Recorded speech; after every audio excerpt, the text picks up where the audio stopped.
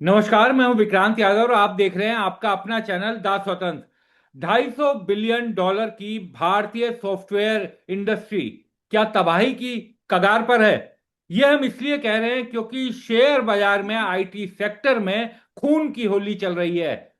8 कारोबारी दिनों में करीब 6 लाख करोड़ का नुकसान हो चुका है, ये इकोनॉमिक टाइम्स की एक खबर में कहा गया है। इसी मसले पर बात करने के लिए क्या आईटी सेक्टर में चल रहा है, क्या सॉफ्टवेयर कंपनियों के सामने बड़ा संकट खड़ा हो गया है, आज हमने आमंत्रित किया है देश के प्रख्यात और आर्थिक पत्रकार नीरज वाजपेयी जी को, जिनको आप उनके एंड शो जो उनका यूट्यूब चैनल है उस पर देखते हैं, जो आपको लगातार अवगत करवाते हैं देश की अंतर्राष्ट्रीय खबरों से। तो आज नीरज भाई से हम समझेंगे कि भारत की आईटी सेक्टर में क्या चल रहा है इस समय। नीरज भाई, 8 कारोबारी दिनों में करीब 6 लाख करोड़ साफ हो गए, सुहा हो गए। ये तो एकदम खून की होली टाइप दिखाई दे रहा है आईटी सेक्टर में। क्या चल रहा है सर ये? नमस्कार विक्रांत भाई और दर्शकों को भी बहुत बहुत नमस्कार। आईटी सेक्टर जो हमारी आईटी कंपनीज हैं वो एक बदलाव के दौर से गुजर रही हैं। एक बड़ा पैराडाइम शिफ्ट उसमें है और ये पिछले 4-5 सालों से चल रहा है। कोविड के बाद से पूरे बिजनेस में एक बड़ा बदलाव आया है, उसकी वजह से ये हो रहा है। और ये बात आपकी सही है कि पिछले एक महीने से तो बहुत जबरदस्त गिरावट है। मतलब एक एक महीने में, एक एक दिन में, एक एक हफ्ते में आप देखें तो हमारी जो सबसे बड़ी आईटी कंपनीज हैं, टीसीएस, इन्फोसिस, वो 10-10, 12-12, 20-20% तक गिर चुकी है। तो बहुत तगड़ी गिरावट हुई है।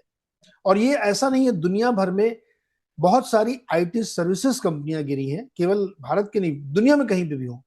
तो दर्शकों को समझने के लिए पहले बता दूं कि आईटी कंपनियां दो तरह की होती हैं। एक जो हमारी कंपनी, इनको बोलते हैं आईटी सर्विसेज कंपनी। सर्विसेज। और एक दूसरी जो अमेरिका की कंपनी खास तौर पे या चीन की कंपनी है, उनको बोलते हैं टेक कंपनी, जो टेक्नोलॉजी डेवलप करती है। या इसको अब बहुत आसान तरीके से समझाऊं तो एक कंपनी है जो मोबाइल बनाती है और एक है विक्रांत जी जो मोबाइल मोबाइल को यूज करते हैं। इनके बीच में एक मैकेनिक होता है जो मोबाइल की रिपेयरिंग करता है। तो हमारी आईटी कंपनियां रिपेयरिंग वाली हैं ना, वो प्रोडक्ट बनाती हैं और उसके यूजर तो खैर दूसरे ही होंगे। तो आईटी सर्विसेज कंपनियों का काम ये होता है कि जो एक प्रोडक्ट है या जो एक प्रोजेक्ट है उसको वो मेंटेन मैनेज करते हैं किसी भी कंपनी के लिए। या जैसे बना के उन्होंने एक प्रोजेक्ट दे दिया और उसकी कोडिंग आपने सीख ली और उसके बाद उसको आप मेंटेन करते हैं। तो ये हमारी कंपनियों का काम है। तो जब कोई प्रोडक्ट चेंज होगा तो उसका असर हमारे ऊपर पड़ेगा। तो आपके पास दो तरीके के, आप सीख लें। आप मतलब जैसे कि अभी तक मान लीजिए आप मारुति की गाड़ी चला रहे थे कोई, और अचानक से आपने मर्सिडीज ले ली, तो अगर मैकेनिक सेम है तो उसको मर्सिडीज गाड़ी बनाना सीखना पड़ेगा। तो हमारी आईटी कंपनियों के सामने ये चुनौती थी कि वो एआई जो नया आर्टिफिशियल इंटेलिजेंस आया है उससे इक्विप हो जाए। लेकिन गड़बड़ कहाँ पे हुई, यहाँ पे जिसको कहते हैं खेल, ये हो गया कि वो जो चेंज है एआई का, उसने थर्ड पार्टी यानी हमारी आईटी कंपनी को रिडंडेंट कर दिया। वो खुद ही चीजों को ठीक कर लेता है। तो जिसको जेन एआई कहते हैं, जनरेटिव एआई, यानी एआई मशीन अब सोच भी लेती है। आपकी जरूरत नहीं है उसको, वो खुद ही ठीक कर देगी सोच के, वो खुद ही प्रोजेक्ट बना देगी, वो सब कुछ कर लेगी। तो इसलिए हमारी आईटी कंपनियों को हो रही दिक्कत। अब पूरा बिजनेस मॉडल क्यों चेंज हो रहा है अचानक से? ये तो 2000 मतलब 21-22 से शुरू हो गया था, जब चैट जीपीटी का आया था, तभी से एआई चर्चा में आया। पिछले एक हफ्ते में विक्रांत भाई बहुत क्रांतिकारी चीजें हुई हैं। एक बिल्कुल। कंपनी है जिसका नाम है एंट्रोपिक। हाँ। तो एंट्रोपिक ने दो नए मॉडल बना दिए डेवलपमेंट के लिए, जिसमें एक जो बड़े बड़े कॉन्ट्रैक्ट होते हैं, लीगल टर्मिनोलॉजी के जो होते हैं, उसको वो पूरा मैनेज कर लेता है, उसमें किसी थर्ड पार्टी की जरूरत नहीं है। फिर एक नया धमाका किया कि जो वेल्थ मैनेजमेंट का काम है वो सब एआई कर लेगा, उसमें किसी आदमी की जरूरत नहीं है। फिर एक तीसरा धमाका हुआ कि जो इंश्योरेंस कंपनी का काम है वो पूरा, जिसमें एक्चुअरीज भी शामिल है, वो काम भी एआई कर लेगा, तो उधर आदमी की जरूरत नहीं है। फिर आज सुबह एक चौथा धमाका हुआ कि जितनी लॉजिस्टिक्स कंपनी है उनका काम भी अब वो एआई कर देगा। ऐसे मॉडल डेवलप हो गए, मैनुअल की जरूरत नहीं है। तो हमारी आईटी कंपनी तो मैनुअल काम करती है, मेंटेनेंस काम करती है। तो इसलिए आईटी कंपनियों में ये बिकवाली चली, क्योंकि आपके बिजनेस मॉडल पे ही क्वेश्चन मार्क हो गया। अपनी पत्रकारिता में जो काम हम और आप कर रहे हैं, इसमें ना तो हमको कैमरामैन की जरूरत है, ना मेकअप आर्टिस्ट की जरूरत है, ना एडिटर की जरूरत है, ना ही आपको पीसीआर की जरूरत है। हाँ, सब काम विक्रांत भाई अकेले बैठ के हाँ, कर रहे हैं, तो 4 आदमी की नौकरी गई ना। हाँ। तो आई ने वही कर दिया है कि आईटी कंपनियों के सामने बिजनेस का ही मुश्किल खड़ी कर दी कि आपका जो काम है वो अब जरूरत नहीं है। तो नीरज भाई, ये जो एंथ्रोपिक का जो आपने उदाहरण भी दिया और पिछले एक हफ्ते से हम देख भी रहे हैं कि इसने क्या असर किया है, तो क्या ये आईटी इंडस्ट्री को पूरी तरीके से तबाह कर देगा, या ये अभी एक शुरुआत दिखाई दे रही है अगर इन्होंने अपने आप को नहीं बदला तो? क्योंकि हमने देखा है कि जब भी नई कोई तकनीक आती है तो उसे अडॉप्ट करने में समय लगता है। तो क्या वो समय लेकर हमारी आईटी कंपनीज किसी तरह से बचेंगी, या सच में उनके सामने एक बड़ा संकट आ गया है? आपने दो शब्द यूज किए, बहुत अच्छे हैं। एक क्या, तबाह हो जाएंगे, या दूसरा उसको सीख के ठीक कर लेंगी। हाँ, इसमें एक ही चीज है विक्रांत भाई, समय नहीं है। हाँ, आप समय नहीं ले सकते कि अच्छा हम देखेंगे और हाँ, 2 साल लगाएंगे, नहीं। आपको विद इन 2 मंथ्स ये सब काम करना है। हाँ, तो समय का ही पूरा खेल है ये। हाँ, तो आईटी कंपनियां अगर अपने को बदल लेंगी, हाँ। फटाफट इस दिशा में काम कर लेंगी, तो वो सरवाइव कर जाएंगी। हम्म। लेकिन इसमें एक चीज बहुत गौर से समझिए, क्योंकि हमारे आपके दर्शक जो है बड़े आम व्यक्ति हैं, हाँ, तो उनको बिना टेक्निकल के सिंपल समझा दूं कि एक होता है कि नए मॉडल की कोई चीज आई तो उसकी रिपेयरिंग आपने सीख ली। हाँ, अगेन आप वही काम कर रहे हैं जो पहले करते थे, खाली आपने नई चीज बनाना सीख लिया है। हाँ। ठीक है। तो हो सकता है कि 15 दिन बाद फिर एक तीसरी नई चीज आ जाए। हम्म। तो इस सीखने के क्रम में आप बहुत ज्यादा लॉस करेंगे अपना, हम्म। क्योंकि अब उसकी जरूरत है नहीं। अब वो बहुत सारी चीजें खुद ही ठीक कर लेता है। हाँ, तो हमारी जो आईटी कंपनियों के सामने सबसे बड़ी समस्या है कि जो लाखों लोगों को नौकरी दे रखी है, उसमें भारी पैमाने पे कमी आएगी। हम्म। अब उतने लोगों की जरूरत नहीं रहेगी। तो हम्म। अभी देखो, टीसीएस ने 12,000 लोगों को निकाला था। हाँ। ऐसी छटनी और होगी आगे, क्योंकि उनका काम नहीं है। तो आईटी कंपनियों के सामने ये जरूरत है कि तत्काल अपने बिजनेस मॉडल को चेंज करें हम्म। और अपने सर्वाइवल के लिए काम करें। अब बिजनेस मॉडल से ज्यादा सर्वाइवल का इशू है। हाँ। अदरवाइज फिर बहुत मुश्किल इनके सामने हो जाएगी, क्योंकि आईटी सर्विसेज का फ्यूचर उतना बचा नहीं है। आप जो बात कह रहे थे कि सभी कंपनियां गिरी, मैं देख रहा था इन्फोसिस 21%, टीसीएस 19%, एचसीएल 17%, विप्रो टेक महिंद्रा 13-13%।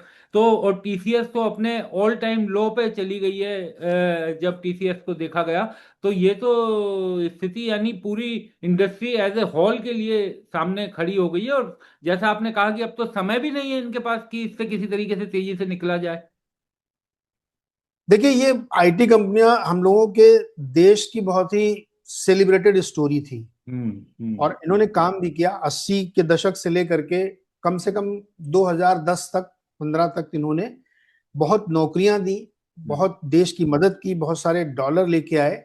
हम्म। और इसको मैं बहुत, मतलब उनके लिए मैं बहुत ग्रेटिट्यूड रखता हूँ, बहुत उनको सम्मान के साथ कह रहा हूँ। इन्होंने बहुत देश की मदद की, हम्म। सब कुछ किया। लेकिन कई बार ऐसा होता है विद्यान भाई कि लोगों के अंदर घमंड हो जाता है, हम्म। लोगों के अंदर सोचने समझने की शक्ति क्षीण हो जाती है, और वो आलसी हो जाते हैं। हम्म। हमारी आईटी कंपनियों के साथ ये तीनों चीज हुआ है। हम्म। उनको ये पता नहीं किस बात का गुमान था कि उनके बिजनेस को कोई टच नहीं कर सकता, या उनको इस किस बात का घमंड था कि मैं सबसे ज्यादा अच्छा काम कर रहा हूं इसलिए कुछ नहीं हो सकता। 18 घंटे की बहस नारायण मूर्ति जी बहुत करते रहते थे, हम्म। लेकिन अपने प्रोडक्ट को नहीं ठीक किया उन्होंने। हम्म। आप हमेशा मजदूर बने रहे। आईटी के मजदूर ना, एक कंपनी का नाम है ई बिल्कुल। क्लर्क्स। हाँ। तो वो नाम से ही पता लगता है कि आप क्या काम कर रहे हैं। तो आईटी मजदूरी के दिन चले गए। हम्म। तो हमारी आईटी कंपनियों की मेरी आलोचना ये है कि इन्होंने वक्त के साथ अपने आप को बदला नहीं, ये हमेशा मैकेनिक गिरी करते रहे, इन्होंने प्रोडक्ट नहीं डेवलप किया। हाँ। आप हमेशा ड्राइवरी करना चाहते हैं कि मर्सिडीज के को बनाना चाहते हैं? हाँ। आप ड्राइवर हमेशा रहेंगे तो आप अच्छी अच्छी गाड़ी के ड्राइवर बने रहेंगे, हम्म। लेकिन उस गाड़ी के ओनर बनने के लिए आपको दूसरी तरह की मेहनत करनी पड़ती। तो हम्म। आईटी कंपनियों ने वो काम नहीं किया, इसीलिए इनको नुकसान हो रहा है। और बहुत सिंपल सी चीज समझिए, जो एआई है ना, उसको लोग अभी भी देश में सीरियसली नहीं ले रहे हैं। हाँ। एआई की सिंपल परिभाषा ये है कि जो काम 100 लोग 100 घंटे में करते हैं, वो काम एक आदमी 1 मिनट में करेगा। ये है एआई। तो आप 99 लोग बेरोजगारी के लिए तैयार रहें। हम्म। बचने का एक ही उपाय है कि आप सीख लें उसको। तो हम्म। कुछ समय के लिए आप उसमें काम कर सकते हैं, या नए तरीके की चीजें डेवलप करें। तो इसलिए एआई का जो पूरा मसला है, ये एक बहुत बड़ी स्टोरी है। अमेरिका में जो ये शुरू हुआ है ना, 1960 में वहां इंडस्ट्रियलाइजेशन हुआ था। हम्म। उसके बाद से ये दुनिया की सबसे बड़ी रेवोल्यूशन है, दुनिया की। और इसको जो नहीं समझेगा उसकी तबाही तय है। हर सेक्टर में, केवल आईटी नहीं, ये हर सेक्टर में लागू है। जर्नलिज्म में भी लागू है। देखिए ना, कितने लोग एआई से, चैट जीपीटी से स्टोरी लिख हाँ। लेते हैं, 5 सेकंड में लिखते हैं ना। तो ये हर सेक्टर में लागू हो रहा है, इसलिए कोई सेफ नहीं है। आईटी पे सबसे पहले असर इसलिए पड़ रहा है क्योंकि ये फ्रंट लाइन पे है, हाँ। तो पहले ये निपट रहे हैं, इसके बाद धीरे धीरे करके सब निपटेंगे। तो एआई एक ऐसा मतलब डेमोन है कि उस डेमोन से लड़ने के लिए आपको अपने हथियार हथियार एकदम तैयार रखने पड़ेंगे, अदरवाइज आप बचेंगे नहीं। यानी जो आपने कहा नीरज भाई, उससे तो ये साफ समझ में आता है कि हम लोगों ने और हमारी आईटी कंपनीज और तमाम जो लोग थे, उन्होंने इनोवेशंस, आविष्कार, देखिए, इसकी तरफ जो कहा जाता है कि बिल्कुल ध्यान नहीं दिया। केवल टेक्नोलॉजीज आई और उसके हिसाब से काम करते चले गए। तो कारीगर तो आप बन गए, आप मोटर मैकेनिक तो बन गए, और जिसकी तरफ आपने इशारा किया कि मोटर बनाने का ख्वाब हमने कभी देखा ही नहीं। राइट। आप मैकेनिक बनने का ख्वाब देखते रहे कि बहुत अच्छे मैकेनिक हम बन जाएंगे, लेकिन बहुत अच्छा मैकेनिक भी किसी प्रोडक्ट का डिजाइनर नहीं है, वो उस प्रोडक्ट को बना रहा है, मेंटेन कर रहा है। तो मेंटेन करना मतलब क्या, आप दूसरे पर आश्रित हैं। हम्म। निर्भरता खत्म करने की कोशिश नहीं की। तो आलोचना क्या होती है इनकी, जिस पर ये लोग बहुत डिफेंसिव हो जाते हैं। हाँ। आईटी कंपनी लोग, ये लोग मोहनदास भाई या जो लोग भी हैं, ये लोग ये कहते हैं कि हम सर्विसेज कंपनी है, हमको आप प्रोडक्ट से कंपेयर मत कीजिए। हाँ। हाँ। लॉजिकली बात आपकी, थ्योरेटिकली बात अच्छी लगती है, हाँ। लेकिन ये कोई भारत के संविधान में ऐसा लिखा था क्या कि जो सर्विस कंपनी है वो प्रोडक्ट नहीं बनाएगी, जो हाँ। प्रोडक्ट कंपनी है वो सर्विस नहीं करेगी? अरे हाँ। कहाँ, कौन से कानून में आपको बंदिश थी?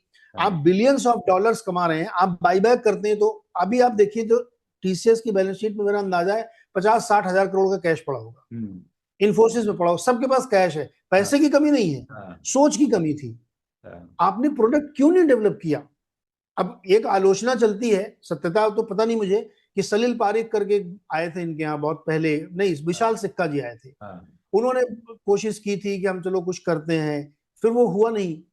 तो आप ये तर्क देके बच नहीं सकते कि हमारी जिम्मेदारी नहीं थी कि प्रोडक्ट की, हम तो सर्विस कंपनी है। अरे भैया, क्यों नहीं थे आप? आपके पास बहुत पैसा था तो आप डेवलप करते, आपने इनोवेशन किया नहीं। और देखिए विडंबना एक और, देखिए आपको मजेदार बात बताता हूँ। जितने भी आईटी कंपनीज के प्रमोटर हैं, हम्म। उन सब ने पैसे कमा कमा के अपने फैमिली ऑफिसेज बनाए, हाँ। और उन्होंने सब इनोवेशन वाली कंपनियों में निवेश किया अपना निजी पैसा। ओ। वो स्टार्टअप में लगा रहे हैं, हाँ। नए नए बिजनेस में लगा रहे हैं, न्यू एज हाँ। स्टार्टअप में पैसा, अपना पैसा लगा रहे हैं, लेकिन अपनी हाँ। कंपनी को ठीक नहीं कर रहे हैं। हाँ। तो ये एक पैराडॉक्स है कि नहीं है? बिल्कुल, यानी अपने पैसे से इस कोई नया इनोवेशन नहीं कर रहे, अपने पैसे से जो नए इनोवेशन हो रहे उनको भी हथियाने की कोशिश कर रहे हैं। भाई इन्वेस्ट उसमें तो नहीं, आप कीजिए। जी अगर जी। मेरी एक कंपनी है और मेरी हाँ। जिम्मेदारी कि मैं उसको इनोवेट करूं, तो वो मैं हाँ। नहीं कर रहा हूं, मैं तो ढर्रे पे हाँ। चल रही है। हाँ। लेकिन कोई दूसरा इनोवेट कर रहा है तो मैं उसमें इन्वेस्टर बन गया उसका फायदा हाँ। लेने के लिए।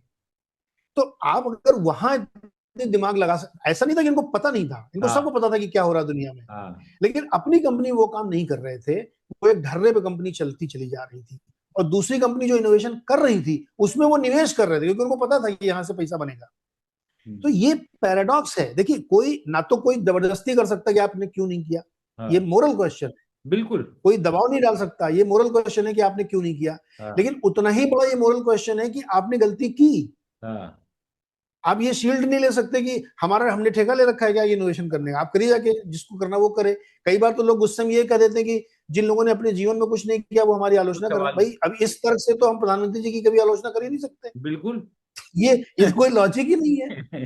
तो जो कंपनियां हैं उसमें इन्वेस्टर का पैसा है, इन्वेस्टर को नुकसान हो रहा है, इसलिए उनको आलोचना का पूरा अधिकार है कि भाई वैसे साहब आपने जो, आप ये। जी जी जी, आपने जो तर्क की बात की ना, मुझे अचानक से गृह मंत्री अमित शाह ने शायद बोला था अरविंद केजरीवाल को कि जब वो राजनीति में आएंगे, किसी नेता ने बोला था कि अभी जंतर मंतर पर प्रदर्शन कर रहे हैं तो चल जाता है, जब राजनीति में आएंगे तब पता चलेगा। देखिए सरदर्द उनके हाँ। लिए बन गए बाद में वो। अच्छा नीरज भाई, मैं आपसे ये जानना चाहूंगा कि क्या हम्म। ये भारतीय सॉफ्टवेयर इंडस्ट्री जो सर्विसेज इंडस्ट्री है, क्या ये उसके लिए अब एंड ऑफ द इरा है? क्या इतना बड़ा संकट दिखाई दे सकता है? देखिए, ऐसा नहीं कि ये कंपनियां खत्म हो जाएंगी, बर्बाद हो जाएंगी, बंद हो जाएंगी, ऐसा नहीं होगा। हम्म। लेकिन दो चीजें होंगी इसमें, एक तो इनको अपना काम करने का तरीका बदलना पड़ेगा, हम्म। और दूसरा बड़े पैमाने पर इनके यहाँ छटनी होगी। हम्म।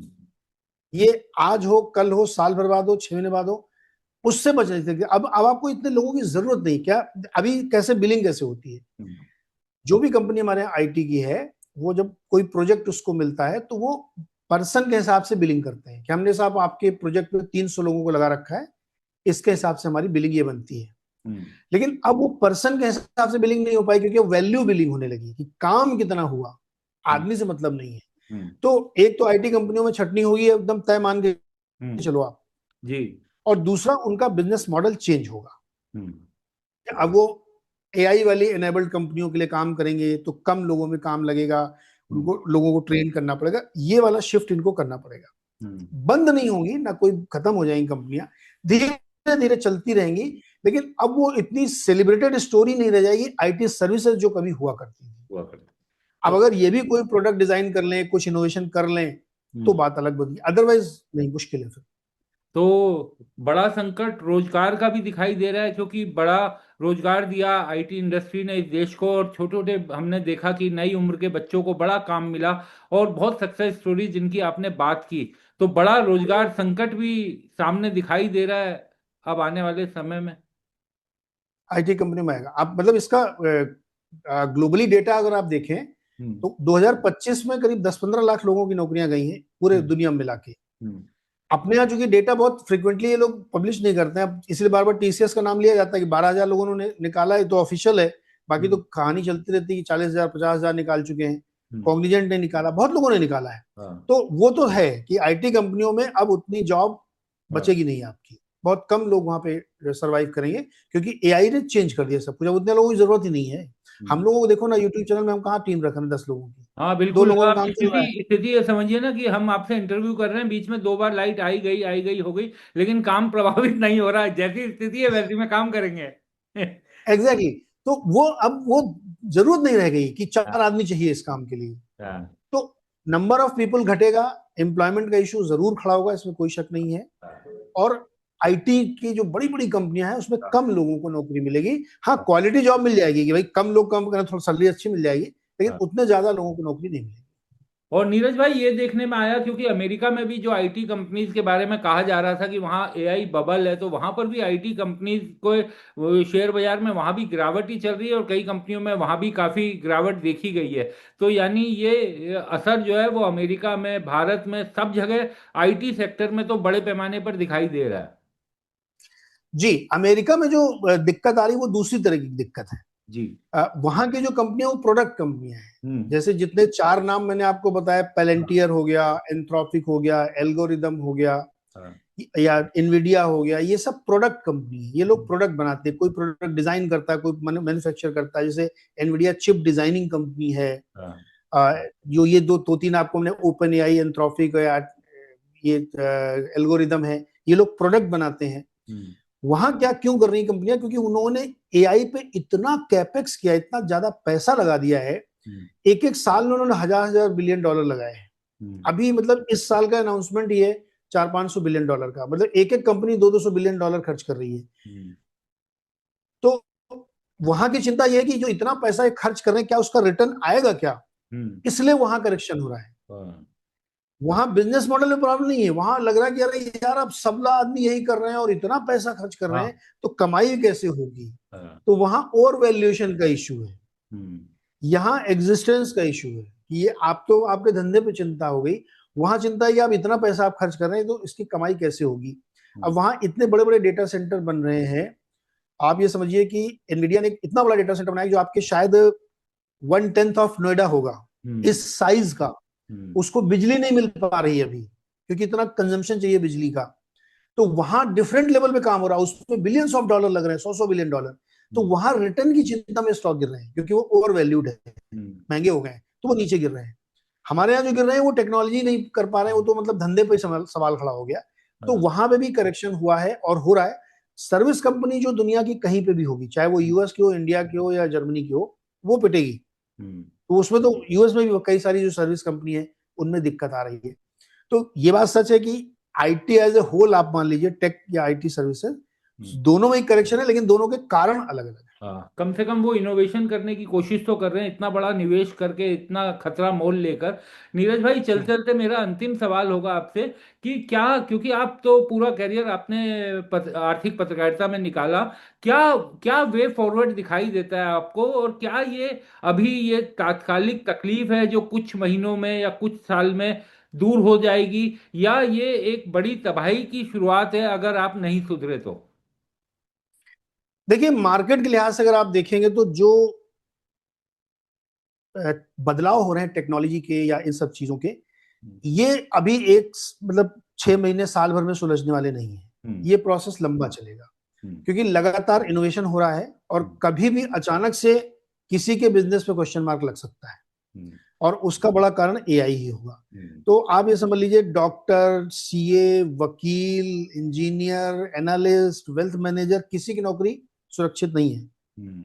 ये बहुत ध्यान से सुन ले लोग, मैं बहुत खुलेआम बोल रहा हूँ जी। कि ये सब कुछ एआई आपको निपटाएगा। है। तो ये एक मंथन का दौर चलेगा, और ये लंबा चलेगा, 1-2 साल चलेगा ये कम से कम। तो उसमें बहुत सारी चीजें रीसेट होंगी। हम्म।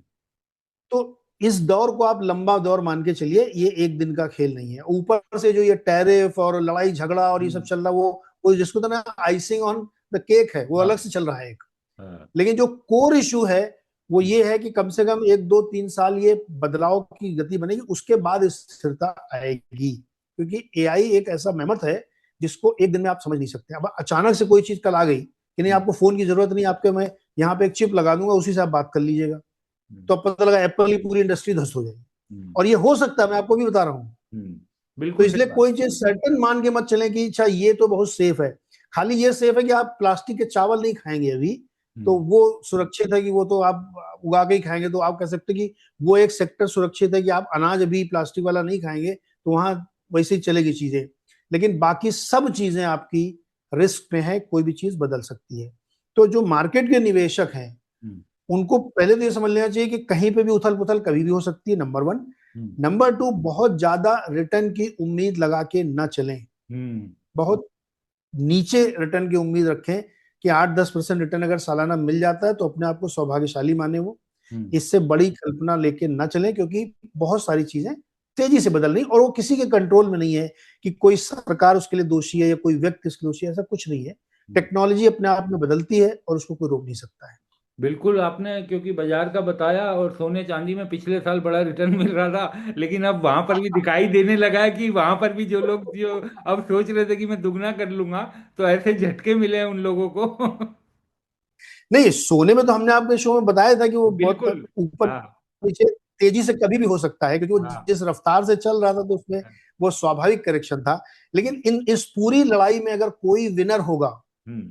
तो वो कमोडिटी होगा। अच्छा। ये भी आप समझ लीजिए। हाँ। सोना, चांदी, तांबा, हाँ। जिंक, निकल, रेयर अर्थ, ये सब होंगे रियल विनर। हाँ। क्योंकि एआई से सोने को रिप्लेस नहीं कर सकते आप। हाँ, बिल्कुल सही बात। सोना सोना ही रहेगा। हाँ। तो गोल्ड, सिल्वर, कॉपर, ये सब विनर रहेंगे। तो हाँ। उसके जो निवेशक हैं उनको एकदम चद्दर तान के सोना चाहिए अगले 5 साल तक, कोई हाँ। तनाव लेने की जरूरत नहीं है। हाँ।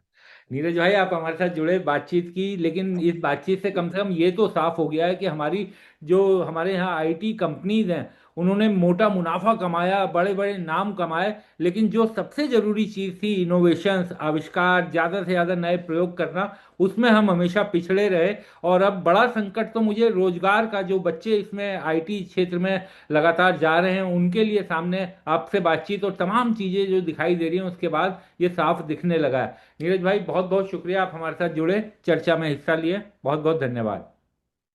नमस्कार सर।